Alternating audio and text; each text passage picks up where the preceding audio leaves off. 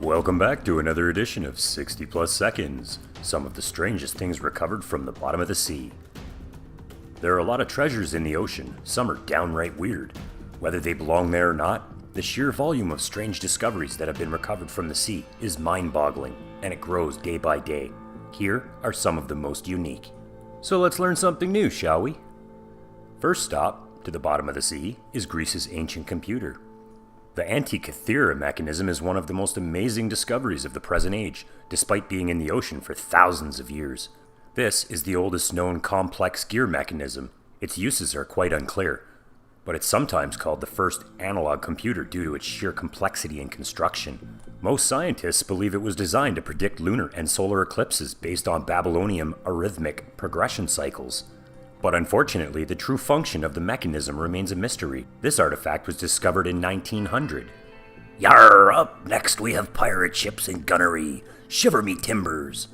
How long have those been there? In 1718, the legendary pirate known as Blackbeard was forced to sink his ship after it was stranded in shallow water off the coast of Beaufort. In 1966, the ruins of Queen Anne's Revenge were discovered in the water. It was a wreck with thousands of artifacts. And in 2013, North Carolina's Department of Cultural Resources whipped out the big guns, literally pulling a set of cannons weighing more than 2,000 pounds apiece from the depths. All in all, 20 different cannons have been recovered so far, with the recovery set to conclude at the end of 2015. Up next, we have an ancient city. When we think of ancient cities, we think of Atlantis, don't we?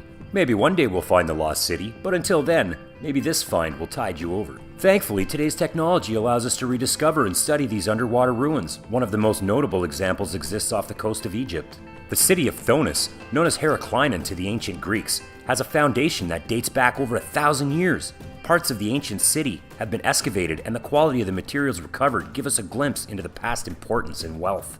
We might not have been able to pull it all out of the water in its entirety, but finding it at all after believing it was lost to history forever is definitely recovery enough. This was discovered in 2000. Up next is a fish we believe to have gone extinct 65 million years ago, the Lazarus fish. A living specimen of the calanth was discovered in 1938 while a marine biologist trawled through a local fisherman's catch off the coast of Africa. Eventually, a second species was discovered in Indonesia. It was found to be genetically distinct from the original population by millions of years of separation. Unfortunately, the fish has very little value outside of its displacement in the fossil record since it is inedible and considered a bad catch by deep-sea fishermen today. So don't expect dino fish for dinner anytime soon.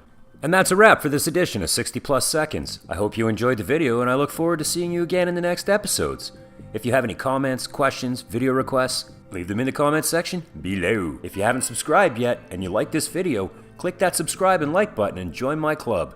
Thanks again, and have a nice day.